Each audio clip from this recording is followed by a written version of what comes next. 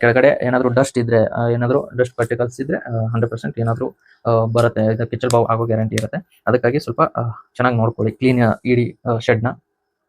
ಆಮೇಲೆ ಸ್ವಚ್ಛತೆ, ಅದೇ ಸ್ವಚ್ಛತೆ ಅಂತಂದ್ರೆ ಇವಾಗ ಅಂದ್ರೆ ಅದೇ ಹಾಲನ್ನೆಲ್ಲ ಕ್ಯಾನ್ ಇರತ್ತಲ್ಲ ಅದನ್ನೆಲ್ಲ ಕ್ಲೀನಾಗಿ ಇಟ್ಕೊಳ್ಳಿ. ಆಮೇಲೆ ಕೆಚ್ಚಲ್ನೆಲ್ಲ ಮಲೆನೆಲ್ಲ ಕ್ಲೀನಾಗಿ ವಾಶ್ ಮಾಡಿ ಆಮೇಲೆ ಹಾಲು ಕರೀರಿ. ಆಮೇಲೆ ಕೈ ಎಲ್ಲ ಕ್ಲೀನಾಗಿರಲಿ. ಯಾಕಂತಂದ್ರೆ ಸ್ವಲ್ಪ ಉಪ್ಪು, ಖಾರ ಏನಾದರೂ ಇದ್ರೆ ಹಾಲು ಕೆಟ್ಟೋಗೋ ಚಾನ್ಸಸ್ ಇರುತ್ತೆ. ಆಮೇಲೆ ನಿಮಗೆ ಕೆಡಲಿಲ್ಲ ಅಂದ್ರೆ ಮುಂದೆ ಹೋಗಿ ಕೆಡುತ್ತೆ ಅದು ಹಾಲು. ಆ ಥರ ನೀವೇ ಒಂದು ಸ್ವಲ್ಪ ನಿಮ್ಮ ಮನಸ್ಸಿಂದಾನೆ ಸ್ವಲ್ಪ ಕ್ಲೀನಾಗಿ ಇಟ್ಕೊಳ್ಳಿ. ಅದನ್ನ ಯಾರು ಹೇಳಕ್ ಹೋಗಲ್ಲ, ಅಲ್ಲಿ ಡೈರಿಲಿ ಕ್ಲೀನ್ ಆಗಿರಿ ಅಂತ ಹೇಳ್ತಾರೆ ಅಷ್ಟೇ. ಅದು ಬಿಟ್ರೆ ನಿಮ್ಮ ಮನೆಗೆ ಬಂದು ಕ್ಲೀನ್ ಮಾಡಿ ಅಂತ ಯಾರು ಹೇಳಲ್ಲ.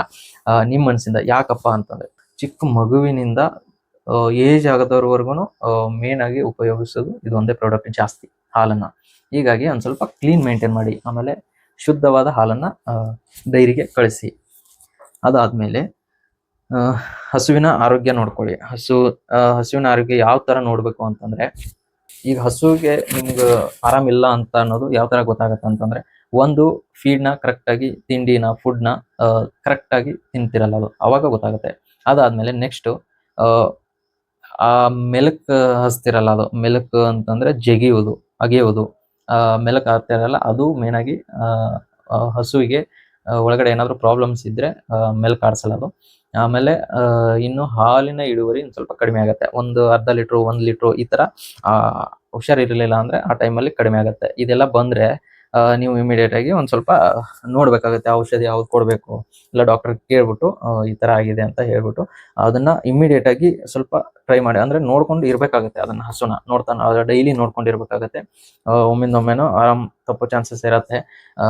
ಕರೆಕ್ಟ್ ಆಗಿ ಇಟ್ಕೊಂಡಿದ್ರೆ ಏನ್ ಪ್ರಾಬ್ಲಮ್ ಇಲ್ಲ. ಬಟ್ ಒಂದೊಂದು ಟೈಮಲ್ಲಿ ಕ್ಲೈಮೇಟ್ ಚೇಂಜ್ ಆದಾಗ, ಏನಾದರೂ ಸಮಸ್ಯೆ ಆದಾಗ ಆಗತ್ತೆ. ಒಂದ್ ಸ್ವಲ್ಪ ಅದ್ರ ಬಗ್ಗೆ ಎಚ್ಚರ ವಹಿಸಬೇಕಾಗತ್ತೆ ನೀವು.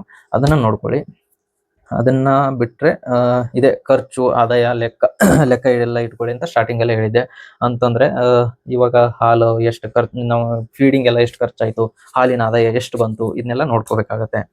ಆಮೇಲೆ ಇವಾಗ ನೀವು ಆರೋಗ್ಯದ ಇದನ್ನ ಹುಷಾರ್ ತಪ್ಪಿದಾಗ ಇಂಜೆಕ್ಷನ್ ಎಲ್ಲ ಮಾಡಿಸಿರ್ತೀರ, ಅದ್ರ ಖರ್ಚು ಎಲ್ಲಾನು ಬರೆದಿಟ್ಕೊಳ್ಳಿ, ಎಲ್ಲ ಖರ್ಚು. ಆಮೇಲೆ ನಿಮ್ಮ ಹಾಲಿನ ಬಿಲ್ ಬಂದ್ಮೇಲೆ ಎಷ್ಟು ಬಂತು ಅದನ್ನು ಬರೆದಿಟ್ಕೊಂಡು ಮುಖ್ಯ ಕ್ಯಾಲ್ಕುಲೇಟ್ ಮಾಡ್ಕೊಳ್ಳೋದು ಬೆಸ್ಟು. ಆಮೇಲೆ ಹಾಲಿನ ಇಳುವರಿ ಹೆಚ್ಚಿಸಲು ಏನ್ ಮಾಡಬೇಕು?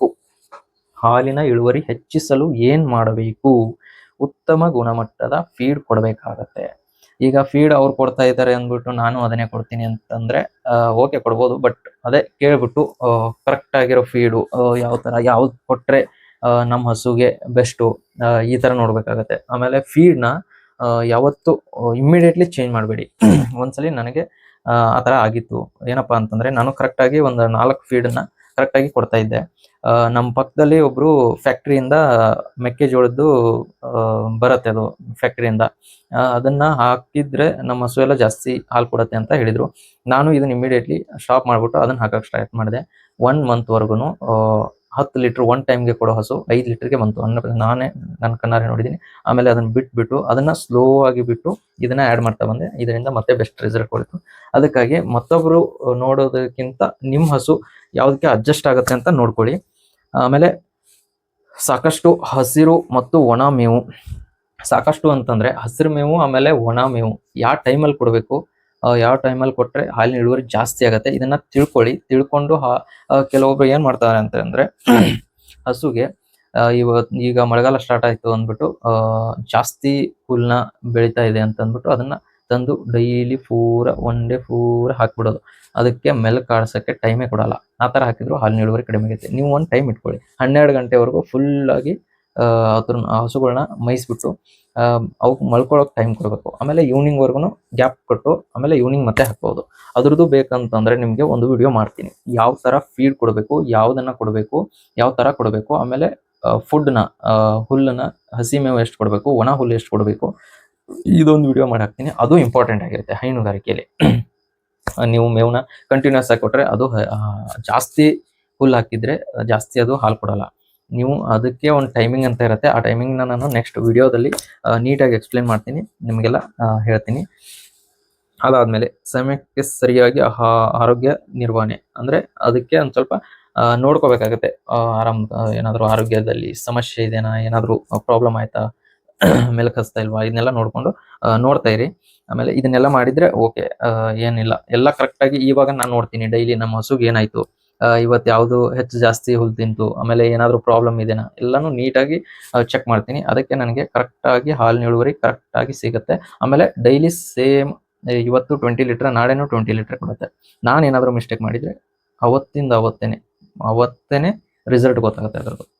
ಒಂದು 2 ಲೀಟರ್ವರೆಗೂ ಕಡಿಮೆ ಮಾಡುತ್ತೆ ಏನಾದರೂ ಮಿಸ್ಟೇಕ್ ಮಾಡಿದ್ರೆ.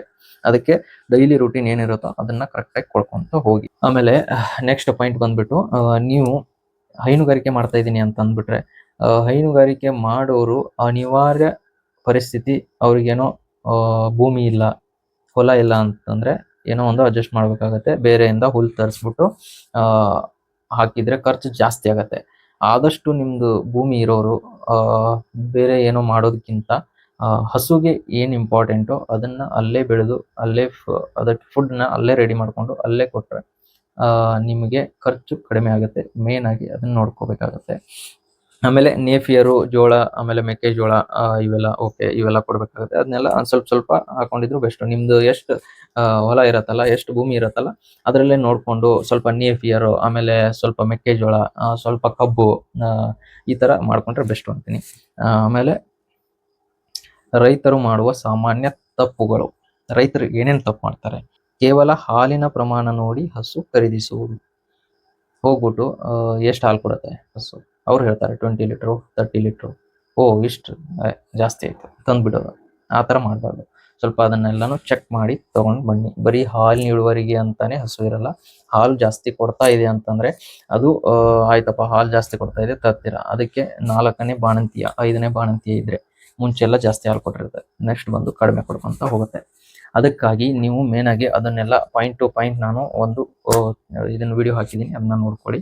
ಆಮೇಲೆ ಫೀಡ್ ಅನ್ನು ಏಕಾಏಕಿ ಬದಲಿಸಬೇಡಿ. ನಾನು ಹೇಳಿದ್ದೀನಿ ಮುಂಚೆನೆ, ನಮ್ಮಲ್ಲಿ ಸಮಸ್ಯೆ ಆಗೋದನ್ನು ನಿಮ್ಗೆ ಹೇಳಿದ್ದೀನಿ, ಆ ಥರ ಆಗುತ್ತೆ, ಬದಲಾಯಿಸಬೇಡಿ. ಆಮೇಲೆ ಕೊಳೆತ ಮೇವು ಕೊಡುವುದು, ಕೊಳ್ತಿರೋ ಮೇವು, ಆಮೇಲೆ ಫಂಗಸ್ ಬಂದಿರೋದು, ಡಸ್ಟ್ ಆಗಿರುತ್ತೆ ಆ ಥರ, ಅದನ್ನು ಕೊಡೋಕೆ ಹೋಗಬೇಡಿ. ಆಮೇಲೆ ನೀರಿನ ಕೊರತೆ, ಅದನ್ನು ಹೇಳಿದ್ದೀನಿ, ನೀರಿನ ಕೊರತೆ, ನೀರನ್ನ ಕರೆಕ್ಟಾಗಿ ತೋರಿಸ್ತಾ ಬನ್ನಿ. ಆಮೇಲೆ ಶೆಡ್ ಸ್ವಚ್ಛವಾಗಿಡುವುದಿಲ್ಲ, ಅದು ಪ್ರಾಬ್ಲಮ್ ಆಗುತ್ತೆ. ಸ್ವಚ್ಛವಾಗಿ ಇಟ್ಕೊಂಡಿರಿ. ಹಸುವಿನ ಆರೋಗ್ಯ ಸಮಸ್ಯೆಯನ್ನು ನಿರ್ಲಕ್ಷಿಸುವುದು.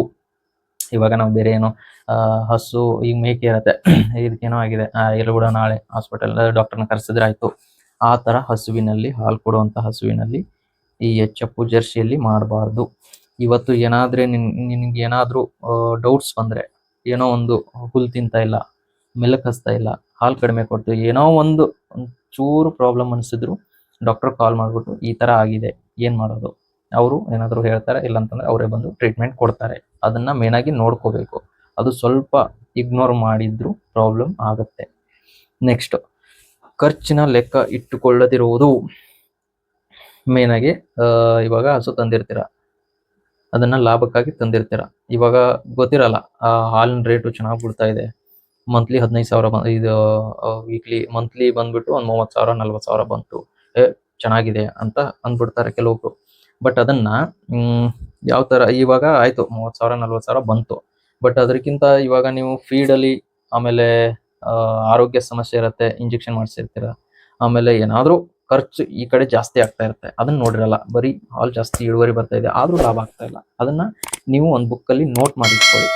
ನಮ್ದು ಏನಾದರೂ ಹಾಸ್ಪಿಟಲ್ದು ಏನು ಖರ್ಚಾಯಿತು, ಆಮೇಲೆ ನಮ್ಮದು ಫೀಡ್ದೆಲ್ಲ ಎಷ್ಟು ಖರ್ಚಾಯಿತು, ಆಮೇಲೆ ಆಚೆಯಿಂದ ತಂದಿರೋ ಹುಲ್ಲಾಗಿರ್ಬೋದು, ಆಮೇಲೆ ಏನಾದರೂ ಕ್ಯಾಲ್ಶಿಯಂ ಆಗಿರ್ಬೋದು, ಏನೋ ಒಂದು ನೀರು ತಂದಿದ್ರೆ, ಇದು ಏನಾದರೂ ಒಂದು ತಂದಿರೋ ಖರ್ಚನ್ನ ಒಂದು ಸೈಡಲ್ಲಿ ಬರ್ಕೊಳ್ಳಿ. ಆಮೇಲೆ ಮಂತ್ಲಿ ಏನು ಬಿಲ್ ಬರುತ್ತಲ್ಲ ಹಾಲಿಂದ, ಅದನ್ನೊಂದು ಕಡೆ ಇಟ್ಕೊಂಡು ಮಂತ್ಲಿ ಕ್ಯಾಲ್ಕುಲೇಟ್ ಮಾಡಿ.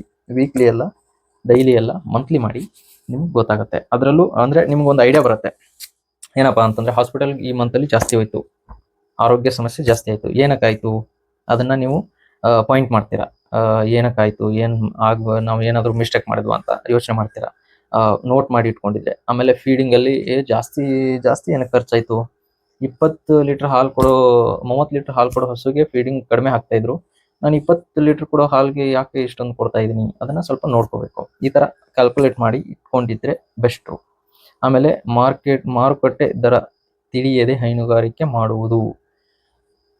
ಅಂದರೆ ಮಾರ್ಕೆಟ್ ದರ ತಿಳಿಯದೆ, ಏನಾದರೂ ಇವಾಗ ಹಸು ಖರೀದಿಗೆ ಹೋದಾಗ ಚೆನ್ನಾಗಿ ಅನಿಸ್ತು, ಓಕೆ ಇದನ್ನು ತೊಗೊಂಡು ಬರೋಣ ಅಂತ ಅಂದ್ಬಿಟ್ಟು ಅದನ್ನು ಹಸು ತೊಗೊಳ್ಳೋದಲ್ಲ. ಎಲ್ಲ ಸುತ್ತಾಡಿ ಎಲ್ಲ ಕಡೆನೂ ರೇಟ್ ಏನಿದೆ, ಎಷ್ಟು ಕೊಡ್ತಾರೆ, ಏನೇನು ಎಷ್ಟು ಆಗ್ಬೋದು ಅಂತ ತಿಳ್ಕೊಂಡು ಎಲ್ಲ ಯೋಚನೆ ಮಾಡಿ ತೊಗೊಂಡು ಬರಬೇಕು. ಅದಾದಮೇಲೆ ಇವಾಗ ಡೈರಿಲಿ ಯಾವ ಡೈರಿಲಿ ಎಷ್ಟು ರೇಟ್ ಇದೆ, ಎಷ್ಟು ಯಾವ ಡೈರಿಗೆ ಹಾಕಬೇಕು, ನಿಯರೆಸ್ಟ್ ಯಾವುದಾದ್ರೂ ಇದ್ದರೆ ಚೆನ್ನಾಗಿರೋ ಡೈರಿಗೆ ಹಾಕಿ ಜಾಸ್ತಿ ಲಾಭ ಬರುವಂಥ ಡೈರಿಗೆ ಹಾಕಿ ಲಾಭ ತಗೋಬೋದು. ಈ ಥರ ಮಾಡಿದರೆ ನಿಮ್ಗೆ ಯಾವ ಸಮಸ್ಯೆನೂ ಇರಲ್ಲ ಹೈನುಗಾರಿಕೆಯಲ್ಲಿ. ಆಮೇಲೆ ಮೇನ್ ಆಗಿ ಕೆಲವೊಬ್ರು ನನಗೆ ತಿಳಿದ ಮಟ್ಟಿಗೆ ಕೆಲವೊಬ್ರು ಏನ್ ಮಾಡ್ತಾರೆ ಅಂತಂದ್ರೆ ಹಸು ಕಟ್ತಾರೆ, 1-2 ಹಸು ತರ್ತಾರೆ. ಆಮೇಲೆ ಹಸು ಜಾಸ್ತಿ ತಿನ್ನತ್ತೆ, ಅದು ಎಚ್-ಎಫ್, ಜರ್ಸಿ. ಆಮೇಲೆ ಅದ್ರ ತಕ್ಕನಾಗೆ ಮಾರ್ನಿಂಗ್ ಟೈಮ್ ಸೆಟ್ ಮಾಡ್ಕೊಳ್ಳಿ. ಅದು ಎಷ್ಟು ತಿನ್ನತ್ತೆ ಅಂತ ಎಲ್ಲಾನು ಹಾಕ್ಬಾರ್ದು. ಟೈಮ್ನ ಸೆಟ್ ಮಾಡಿ ಇಟ್ಕೊಳ್ಳಿ, ತಿಳ್ಕೊಳ್ಳಿ ಯಾವ ತರ ಹಾಕ್ಬೇಕು ಅಂತ. ಆಮೇಲೆ ಸ್ಟೋರೇಜ್ ಮಾಡಿ ಇಟ್ಕೋಬೇಕು. ಏನಪ್ಪಾ ಅಂತಂದ್ರೆ ಮೆಕ್ಕೆಜೋಳದ್ದು ಇಲ್ಲಾಂತಂದ್ರೆ ಯಾವುದೋ ಒಂದು ನೇಪಿಯರ್ದು ಯಾವುದೋ ಒಂದು ಸೈಲೇಜ್ನ ಅದಕ್ಕೆಷ್ಟು ಬೇಕಲ್ಲ ಅಷ್ಟು ಸೈಲೇಜ್ನ ಒನ್ ಟೈಮ್ ಸೈಲೇಜ್ ಕೊಡಬೇಕು. ಆ ಥರ ನೀವು ರೆಡಿ ಮಾಡಿ ಇಟ್ಕೋಬೇಕು. 1 ಟೈಮ್ಗೆ ಸೈಲೇಜ್ ಹಾಕಬೇಕು. ಆಮೇಲೆ 1 ಟೈಮ್ಗೆ ಇಲ್ಲ 2 ಟೈಮ್ಸ್ ಮಾರ್ನಿಂಗ್. ನನ್ನ ಪ್ರಕಾರ ನಾನು ನೆಕ್ಸ್ಟ್ ವಿಡಿಯೋದಲ್ಲಿ ಹೇಳ್ತೀನಿ, ಎಲ್ಲ ಡೀಟೇಲ್ಸ್ ಆಗಿ ಹೇಳ್ತೀನಿ. ನೇಫಿಯರ್ದಿಂದ ಯಾವುದಾದ್ರೂ ಒಂದು ಸೈಲೇಜ್ ಬ್ಯಾಗ್ ರೆಡಿ ಮಾಡಿ ಇಟ್ಕೊಳ್ಳಿ. ಆಮೇಲೆ ನೇಫಿಯರ್ನ ಒಂದು ನಿಮ್ದು ಎಷ್ಟು ಗದ್ದೆ ಹೊಲ ಇರುತ್ತಲ್ಲ ಅದ್ರ ನೋಡಿಕೊಂಡು ಅಂದಾಜು ಮಾಡಿಕೊಂಡು ಒಂದು ಸ್ವಲ್ಪ ನೇಫಿಯರ್ನ ಹಾಕೋಬೇಕು.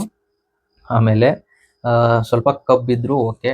ಆಮೇಲೆ ಮೆಕ್ಕೆಜೋಳ ಈ ಥರ ಮಾಡ್ಕೊಂಡಿದ್ರೆ ಏನೂ ಕಷ್ಟ ಆಗಲ್ಲ. ಆರಾಮಾಗಿ 12 ಗಂಟೆ ಕ್ಲೋಸ್ ಆಗಿ 5 ಗಂಟೆಯಿಂದ ಸ್ಟಾರ್ಟ್ ಮಾಡ್ಬೋದು. ಏನೂ ಪ್ರಾಬ್ಲಮ್ ಆಗಲ್ಲ. ನೀವು ಅವ್ರದ್ದು ಇವ್ರದ್ದು ವಿಡಿಯೋ ಕೇಳಿ ಭಯ ಬಿದ್ದು ಮಾಡೋರಿದ್ರೆ ಅದನ್ನು ಬಿಟ್ಟು ಆ ಥರ ಮಾಡಬೇಡಿ. ಆರಾಮಾಗಿರ್ಬೋದು, ಜಾಲಿಯಾಗಿರ್ಬೋದು, ದುಡ್ಡು ಮಾಡ್ಬೋದು. ನಿಮಗೆ ಯಾವ ಥರ ಏನೇನು ಮಾಡಬೇಕು ನೆಕ್ಸ್ಟ್ ಹಾಗೆ ವಿಡಿಯೋ ಹಾಕ್ತಾ ಇರ್ತೀನಿ.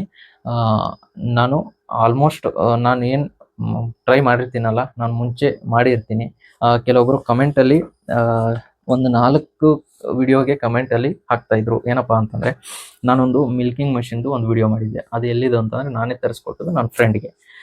ಆ ಫ್ರೆಂಡ್ದು ಮಿಲ್ಕಿಂಗ್ ಮಷಿನ್ನ ವಿಡಿಯೋ ಮಾಡಿ ಅಪ್ಲೋಡ್ ಮಾಡಿದ್ದೆ. ಅವರು ಪಾಪ ಒಬ್ಬರು ಕಮೆಂಟಲ್ಲಿ ಒಂದು 4 ವಿಡಿಯೋಗೂ ಕಮೆಂಟಲ್ಲಿ ಬ್ರೋ ಅದು ಎಲ್ಲಿ ಸಿಗುತ್ತೆ, ಆಮೇಲೆ ಚೆನ್ನಾಗಿದ್ದರೆ ನಮಗೂ ಒಂದು ಹೇಳಿ ತರಿಸಿ ಅಂತ ಅಂದರು. ನಾನು ಏನಕ್ಕೆ ಅದನ್ನು ಇನ್ನೂವರೆಗೂ ವಿಡಿಯೋ ಮಾಡಿಲ್ಲ ಅಂತಂದರೆ, ಅದ್ರ ಬಗ್ಗೆ ತಿಳ್ಕೊಳ್ಳೋಣ. ಅದನ್ನ ಫಸ್ಟ್ ಟೈಮ್ ತರಿಸಿದ್ದು ನಮ್ಮಲ್ಲಿ ಇಲ್ಲಿ ಯಾವುದೂ ಇಲ್ಲ. ಯಾಕಂತಂದರೆ ಎಲ್ಲ ಮಷಿನಲ್ಲೇ ಇರೋದು. ಅದು ಕೈಯಿಂದ ಪಂಪ್ ಮಾಡಿ ಹಾಲು ಕರೆಯೋದು. ಅದು ಬೆಸ್ಟ್ ಆಗಿದೆ, ಇಲ್ಲ ಅಂತಲ್ಲ. ಬಟ್ ಇವಾಗ ತಂದಿರೋದನ್ನ ತಗೊಳ್ಳಿ ಅಂತ ಸಜೆಸ್ಟ್ ಮಾಡಲ್ಲ. ಅದನ್ನ 1 ಮಂತ್ ಅಲ್ಲ 2 ಮಂತ್ವರೆಗೂ ಟ್ರೈ ಮಾಡ್ತೀನಿ. ಇಲ್ಲೇ ಪಕ್ಕದಲ್ಲಿರೋದು ನೋಡ್ತೀನಿ. ಅದರಲ್ಲಿ ಏನಾದರೂ ಸಮಸ್ಯೆ ಬಂದರೆ ಅದರದ್ದು ಪಾರ್ಟ್ಸ್ ಏನಾದರೂ ಇಲ್ಲಿ ನಿಯರ್ ಬೈ ಸಿಗತ್ತಾ, ಬೇರೆ ಶಾಪಲ್ಲಿ ಸಿಗತ್ತಾ, ಆಮೇಲೆ ಏನಾದರೂ ಸಮಸ್ಯೆ ಬರುತ್ತಾ, ಆಮೇಲೆ ಅದರಿಂದ ಏನಾದರೂ ಪ್ರಾಬ್ಲಮ್ಸ್ ಇದೆಯಾ ಹಸುಗಳಿಗೆ, ಇದನ್ನೆಲ್ಲ ನೋಡಿಬಿಟ್ಟು ಕರೆಕ್ಟಾಗಿ ವಿಡಿಯೋ ಮಾಡಿ ಇನ್ನೊಂದು ಅಪ್ಲೋಡ್ ಮಾಡ್ತೀನಿ. ಇಲ್ಲ ಅಂತಲ್ಲ, ಬಟ್ ಟೈಮ್ ಕೊಡಿ. ಆ ಟೈಮಲ್ಲಿ ನಾನು ಅಪ್ಲೋಡ್ ಮಾಡಿ ಹಾಕ್ತೀನಿ. ಇನ್ನೊಂದು ಸ್ವಲ್ಪ ದಿನ ಟೈಮು ಕೊಡಿ. ಒಂದ್ಸಲಿ ಪ್ರಾಬ್ಲಮ್ ಆಗಿತ್ತು, ಬಟ್ ಅದು ಮಷಿನ್ ಕಡೆಯಿಂದಲ್ಲ, ನನ್ನ ಫ್ರೆಂಡ್ ಕಡೆಯಿಂದನೇ ಪ್ರಾಬ್ಲಮ್ ಆಗಿರೋದು. ಹೀಗಾಗಿ ಏನಾದರೂ ಪ್ರಾಬ್ಲಮ್ಸ್ ಇರತ್ತೆ, ಅದನ್ನು ಸಜೆಸ್ಟ್ ಮಾಡ್ತೀನಿ. ಈ ಥರ ಇರತ್ತೆ, ಈ ಥರ ಮಾಡಬೇಡಿ, ಈ ಥರ ಮಾಡಿ ಈ ಮಷಿನಿಂದ ಅಂತ. ಆಮೇಲೆ ನಿಮಗೆ ಸಜೆಸ್ಟ್ ಮಾಡ್ತೀನಿ ಮಷಿನ್ ತೊಗೊಳ್ಳಿ ಅಂತ. ಈ ಥರ ನಾನು ಯಾವುದೇ ಮಾಡಲಿ, ಈಗ ಲಾಸ್ಟ್ ವಿಡಿಯೋದಲ್ಲಿ ಒಂದು ಉಣ್ಣೆ ಎಣ್ಣಿನ ಯಾವುದು ಯೂಸ್ ಮಾಡಬೇಕು ಅಂತ ನಾನು ಸುಮಾರು ಒಂದು 4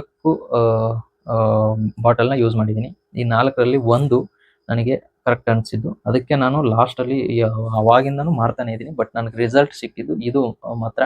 ಅದಕ್ಕಾಗಿ ನಾನು ವಿಡಿಯೋ ಮಾಡಿ ಹಾಕಿದೆ. ಇಲ್ಲ ಅಂತಂದರೆ ನಾನು ಗೂಗಲ್ ಸರ್ಚ್ ಮಾಡಿ ಅದು ಮಾಡಿ ಇದು ಮಾಡಿ ಹಾಕ್ಬೋದಾಗಿತ್ತು. ಬಟ್ ನಾನು ಆ ಥರ ಮಾಡಲ್ಲ. ಯಾಕಪ್ಪ ಅಂತಂದರೆ ನಾನು ಮಾಡಿರೋದನ್ನು ಇನ್ನೊಬ್ಬರು ಮಾಡಿದರೆ ಯೂಸ್ ಆಗಬೇಕು. ಹೌದು ಬ್ರೋ ರಿಸಲ್ಟ್ ಇದೆ ಅಂತ ನೆಕ್ಸ್ಟ್ ಕಮೆಂಟಲ್ಲಿ ಹಾಕಬೇಕು. ಆ ಥರ ಇದ್ದರೆ ಮಾತ್ರ ನಾನು ವಿಡಿಯೋ ಮಾಡ್ತೀನಿ. ಇನ್ನು ಮುಂದೆನೂ ವಿಡಿಯೋ ಮಾಡ್ತಾ ಇರ್ತೀನಿ. ಹೈನುಗಾರಿಕೆ ಬಗ್ಗೆ ಆಗಿರ್ಬೋದು, ಆಮೇಲೆ ನಾನು ಮೇಕೆಗಳು ಇದ್ದಾವೆ ನಂದು, ಅದನ್ನು ಮಾಡ್ತೀನಿ. ಬೇಕು ಅಂತಂದರೆ ಯಾರಿಗಾದರೂ ಮೇಕೆ ಮಾಡ್ತೀನಿ ಅನ್ನೋರಿಗೆ ಅದರಲ್ಲೂ ಲಾಭ ಇದೆ. ಬೇಕು ಅಂತಂದರೆ ನಾನು ಎಕ್ಸ್ಪ್ಲೇನ್ ಮಾಡ್ತೀನಿ ಅದ್ರ ಬಗ್ಗೆ. ನಿಮ್ಗೇನಾದರೂ ಬೇಕು ಅಂತಂದರೆ ಕಮೆಂಟಲ್ಲಿ ಕಮೆಂಟ್ ಮಾಡಿ ನೋಡೋಣ. ಅದ್ರ ಬಗ್ಗೆನೂ ಏನಾದರೂ ವಿಡಿಯೋ ಮಾಡೋಕ್ಕಾದರೆ ಮಾಡ್ತೀನಿ. ನನ್ನ ಪ್ರಕಾರ ಈಗ ಹಸು ಮಾಡ್ತೀನಿ ಅಂತ ಇವಾಗ ಆಲ್ಮೋಸ್ಟ್ ಇವಾಗ ಟ್ರೆಂಡಲ್ಲಿ ಏನಿದೆಪ್ಪ ಅಂತಂದರೆ, ಹಸುನ ಮಾಡಬೇಕು ಅಂತ ಸಿಟಿಯಿಂದ ನಾನು ಹಾಗೆ ಬಂದಿರೋದು. ಜಾಬ್ ಬಿಟ್ಟು ಇಲ್ಲಿ ಹಸು ಮಾಡ್ತೀನಿ, ಹೈನುಗಾರಿಕೆ ಮಾಡ್ತೀನಿ ಅಂತ ಬಂದಿರೋದು. ಬಟ್ ಹೈನುಗಾರಿಕೆ ಮಾಡ್ತೀನಿ ಅಂತ ಬಂದು ಲಾಸ್ ಆಗಿ ಹೋದವರು ಇದ್ದಾರೆ. ಯಾಕಪ್ಪ ಅಂತಂದರೆ, ಇವಾಗ ಬಂದಿರ್ತಾರೆ ಸ್ಟಾರ್ಟಿಂಗಲ್ಲಿ, ಅವ್ರಿಗೇನು ಗೊತ್ತಿರಲ್ಲ. ಒಂದು 4 ವಿಡಿಯೋ ನೋಡಿರ್ತಾರೆ, ಬಿಟ್ಟರೆ 4 ಜನರನ್ನ ಕೇಳಿರ್ತಾರೆ. ಬಟ್ ಅವ್ರಿಗೇನು ನಾಲೆಜ್ ಇರಲ್ಲ. ಅವ್ರು ಏನು ಮಾಡ್ತಾರೆ, ಬಂದ ತಕ್ಷಣ ಏನೋ PF ಇಲ್ಲ ಅಂತಂದರೆ ಅವ್ರದ್ದು ಏನೋ ಕೂಡಿಟ್ಟು ದುಡ್ಡು ಇರುತ್ತಲ್ಲ, ಒಂದು 4 ಹಸುನ ಕಟ್ಬಿಡ್ತಾರೆ, ದೊಡ್ಡ ಶೆಡ್ನ ಮಾಡ್ತಾರೆ. ಅದು ಏನು ಗೊತ್ತಿರಲ್ಲ. ಹೀಗಾಗಿ ಹಸುಗಳಿಗೆ ಏನಾದರೂ ಸಮಸ್ಯೆ ಬಂದರೆ ಡೆತ್ ಆಗೋ ಚಾನ್ಸಸ್ಸು ಇರುತ್ತೆ. ಅದರಲ್ಲಿ ಡೇಂಜರಸ್ಸು ಇದೆ. ಅದಕ್ಕಾಗಿ ನನ್ನ ಸಜೆಷನ್ನು ಸ್ಟಾರ್ಟಿಂಗ್ 1 ತೊಗೊಂಡು ಬನ್ನಿ. ನಾನು ಇನ್ನೂವರೆಗೂ 2 ಹಸುವಲ್ಲಿರೋದು. ನನಗೆ ಇವಾಗ ಒಂದು ಸ್ವಲ್ಪ ನಾಲೆಜ್ ಬಂದಿದೆ ಇಲ್ಲ ಅಂತಲ್ಲ, ಬಟ್ 2 ಹಸುವಲ್ಲಿರೋದು. ಇನ್ನೂ ಜಾಸ್ತಿ ನಾಲೆಜ್ ಬೇಕು, ಅದ್ರ ಬಗ್ಗೆ ಇನ್ನೂ ತಿಳ್ಕೊಳ್ಳೋದು ಜಾಸ್ತಿ ಇದೆ. ಹಾಗಾಗಿ ನೀವು ಬಂದಿದ್ರೆ ಸ್ಟಾರ್ಟಿಂಗಲ್ಲಿ ಗೊತ್ತಿರಲಿಲ್ಲ ಅಂದರೆ ಒಂದು ಹಸುನ ಕಟ್ಕೊಳ್ಳಿ. ನೀವು ಯೂಟ್ಯೂಬ್ ನೋಡಿ ಇನ್ನೊಬ್ರನ್ನ ಹೇಳೋದು ಕೇಳಿ, ಇವ್ರು ಕರೆಕ್ಟಾಗಿ ಹೇಳ್ತಾರೆ, ಇವ್ರದ್ದು ಕರೆಕ್ಟಾಗಿ ಇವರಲ್ಲೆಲ್ಲ ಹಸುಗಳು ಕರೆಕ್ಟಾಗಿದ್ದಾವೆ ಅಂತ ಅಂದ್ಬಿಟ್ಟು ಇವ್ರನ್ನ ಫಾಲೋ ಮಾಡೋಣ ಅಂತ ಅಂದ್ಬಿಟ್ಟು ನನ್ನ ಫಾಲೋ ಮಾಡಿದರೆ ನಂತರ ನಿಮಗೂ ಚೇಂಜಸ್ ಇರುತ್ತೆ. ನಾನು ಮಾಡಿದ್ದೆ ನೀವು ಮಾಡಿದ್ರು ಕ್ಲೈಮೇಟ್ ನಮ್ಮ ಥರ ನಿಮ್ಮಲ್ಲಿ ಸಿಗಲ್ಲ, ನಾನು ಮಾಡಿದ್ದು ನಿಮ್ಮಲ್ಲಿ ಮಾಡಿದ್ರು. ಅದಕ್ಕೆ ಹೇಳ್ತಾ ಇರೋದು, ಯೂಟ್ಯೂಬ್ ನೋಡಬೇಕು, ಜಸ್ಟ್ ನೋಡಿ ತಿಳ್ಕೊಬೇಕು. ಅದನ್ನು ನೀವು ಮಾಡ್ತೀನಿ ಅಂತಂದರೆ ಓನಾಗಿ ಒಂದು ಹಸುನ ತಂದು ಇಲ್ಲ 2 ಹಸುನ ಕಟ್ಕೊಳ್ಳಿ. 1 ಹಸು ತಂದರೆ ಬೆಸ್ಟು, ಇಲ್ಲ 2 ಹಸು ಕಟ್ಕೊಂಡು ನಿಮಗೆ ಅನುಭವ ಆದಮೇಲೆ ನೆಕ್ಸ್ಟ್ ಹಸುಗಳನ್ನ ತೊಗೊಂಡು ಬರೋದು ಬಿಡೋದು ನಿಮ್ಗೆ ಗೊತ್ತಾಗುತ್ತೆ. ಅದ್ರ ಮೇಲೆ ನಿಮ್ಮ ಮೇಲೆ ಡಿಪೆಂಡ್ ಆಗುತ್ತೆ. ನನ್ನ ಸಜೆಷನ್ 1ರಿಂದ ಸ್ಟಾರ್ಟ್ ಮಾಡಿ, ಸಣ್ಣದಾಗಿ ಆರಂಭಿಸಿ. ಆಮೇಲೆ ಇವಾಗ ಹೈನುಗಾರಿಕೆ ಅಂತ ಬರ್ತಿರ್ತೀರ, ಅದರಲ್ಲಿ ಫಸ್ಟ್ಗೆ ನೀವು ಸಾಲ ಮಾಡಿ ದೊಡ್ಡ ಶೆಡ್ ಮಾಡಿ ಹಸುನ ತಂದು ಕಟ್ಟೋದು ಸರಿಯಲ್ಲ. ಅದರಿಂದ ಲಾಸ್ ಆಗ್ಬೋದು, ಅದರಲ್ಲಿ ಏನು ಲಾಭನೇ ಆಗುತ್ತಂತೇನಿಲ್ಲ. ಮೊದಲನೇ ಸಾಲ ಮಾಡಬೇಡಿ. ನಿಮ್ಮ ಹತ್ರ ಎಷ್ಟು ಅಮೌಂಟ್ ಇದೆಯೋ, ಎಷ್ಟು ದುಡ್ಡಿದೆಯೋ ಅಷ್ಟರಲ್ಲೇ ಒಂದು ಶೆಡ್ ಕಟ್ಕೊಳ್ಳಿ. ಚಿಕ್ಕದಾಗಿದ್ರು ಓಕೆ, ಅದರಲ್ಲಿ ಏನು ಇದೆ ಇರ್ಬೇಕಂತ ಏನಿಲ್ಲ. ನಂದು ಇವಾಗ್ಲೂ ನಂದು ವಾಟರ್ ಇದನ್ನು 24 hours ನೀರಿನ ಸಿಸ್ಟಮ್ ಇಲ್ಲ. ಅದು ಫೀಡರಲ್ಲೇನೆ ನಾನು ಮಾಡ್ಕೊಂಡಿರೋದು ಬೇಸಿಗೆಯಲ್ಲಿ ಅಷ್ಟೇ. ಅದನ್ನು ಇನ್ನೂ ಮಾಡಬೇಕು, ಬಟ್ ನಾನು ಇದುವರೆಗೂ ಮಾಡಲ್ಲ. ಆಮೇಲೆ ಲಾಸ್ಟ್ ವಿಡಿಯೋದಲ್ಲಿ ಬ್ರೋ ನೀವು ಮಿಲ್ಕ್ ಹಾಲು ಕರೆಯೋ ಮಷಿನ್ ತೊಗೊಂಡು ಬನ್ನಿ ಅಂತ ಅಂದರು. ನಂದು ಡೈಲಿ 40 ಲೀಟ್ರ್ 50 ಲೀಟ್ರ್ವರೆಗೂ ಆಗುತ್ತೆ, ಬಟ್ ನಾನು ಇವಾಗ ತರಕ್ಕೆ ಹೋಗಲ್ಲ ಬ್ರೋ. ಯಾಕಪ್ಪ ಅಂತಂದರೆ ನಾನು ಇನ್ನೂ 2 ಹಸು ತರಬೇಕು. ಅದಕ್ಕೆ ದುಡ್ಡು ಇದರಿಂದಾನೇ ಬಂದಿರೋ ದುಡ್ಡಲ್ಲಿ ಹಸುನ ತರ್ತೀನಿ. ಆಮೇಲೆ ಬೇಕು ಅಂತಂದರೆ ನನಗೆ ಕಷ್ಟ ಅನಿಸಿದ್ರೆ ಒಂದು ಮಿಲ್ಕಿಂಗ್ ಮಷಿನ್ನ ತರ್ತೀನಿ. ಈ ಥರ ಮಾಡ್ಕೊಂಡು ಹೋದರೆ ಬೆಸ್ಟ್ ಅಂತೀನಿ. ಇವಾಗ ಒಂದು ಹಸು ತಗೊಂಡು ಬಂದರೆ ಅದು ಒಂದು 4 ತಿಂಗಳು 3 ತಿಂಗಳಲ್ಲಿ ಅದರದ್ದು ಅದು ಎಲ್ಲ ಕರೆಕ್ಟ್ ಆಗುತ್ತೆ. ಅದಾದಮೇಲೆ ಮತ್ತೊಂದು ತೊಗೊಂಡು ಬರಬಹುದು, ದುಡ್ಡು ಇಲ್ಲ ಅಂತ ಅನ್ನೋರು. ಇಲ್ಲ ಅಂತ ಸಾಲ ಮಾಡಿ ಈ ಥರ ಏನು ಮಾಡಕ್ಕೆ ಹೋಗಬೇಡಿ. ಇಲ್ಲ ಸಾಲನೇ ಮಾಡ್ತೀನಿ ಅಂತ ಅನ್ನೋರು ಕರೆಕ್ಟಾಗಿ ನಾನೇ ದುಡಿತೀನಿ ಹೈನುಗಾರಿಕೆಯಲ್ಲಿ, ನನಗೆ ದುಡಿಯೋ ತಾಕತ್ತಿದೆ, ನಾನು ಕರೆಕ್ಟಾಗಿ ಮಾಡ್ತೀನಿ ಅನ್ನೋರು 1 ಇಲ್ಲ 2 ಹಸುಗೆ ಸಾಲ ಮಾಡಿ ತೊಗೊಂಡು ಬಂದು ಆರಾಮಾಗಿ ಚಿಕ್ಕ ಸೆಡ್ಡಲ್ಲಿ ಸ್ಟಾರ್ಟ್ ಮಾಡಿ, ಬೆಸ್ಟ್ ಅದು. ಓಕೆ, ಇವತ್ತಿಗೆ ಇಷ್ಟು ಸಾಕು, ಲೆಂತ್ ಆಯಿತು ವಿಡಿಯೋ. ಇನ್ನೂ ಏನಾದರೂ ಡೌಟ್ಸ್ ಇದ್ದರೆ, ಆಮೇಲೆ ನನ್ನಲ್ಲಿ ಏನಾದರೂ ಮಿಸ್ಟೇಕ್ಸ್ ಇದ್ದರೆ ಕಮೆಂಟ್ ಸೆಕ್ಷನಲ್ಲಿ ತಿಳಿಸಿ. ಯಾವುದು ಫೀಡಿಂಗ್ ಆಗಿರ್ಬೋದು ಅವೆಲ್ಲ ನೆಕ್ಸ್ಟ್ ವಿಡಿಯೋ ಒಂದೊಂದಾಗಿ ಮಾಡ್ಕೊಂಡು ಹೋಗ್ತೀನಿ. ಜಸ್ಟ್ ಇವತ್ತು ಯಾವ ಥರ ಇರುತ್ತೆ ಹೈನುಗಾರಿಕೆಯಲ್ಲಿ ಅಂದ್ಬಿಟ್ಟು ಒಂದು ವಿಡಿಯೋ ಮಾಡಿದ್ದೀನಿ ಅಷ್ಟೇ. ಏನಾದರೂ ಮಿಸ್ಟೇಕ್ ಇದ್ದರೆ ಸಾರಿ. ನಿಮಗೇನಾದರೂ ಅನಿಸಿದರೆ, ಏನಾದರೂ ಇನ್ನೂ ಜಾಸ್ತಿ ಹೇಳಬೇಕು ಅನಿಸಿದರೆ ಕಮೆಂಟಲ್ಲಿ ಹೇಳಿ. ಕಮೆಂಟ್ ಸೆಕ್ಷನ್ ನಿಮಗಾಗಿ ಇರುತ್ತೆ. Okay, thank you.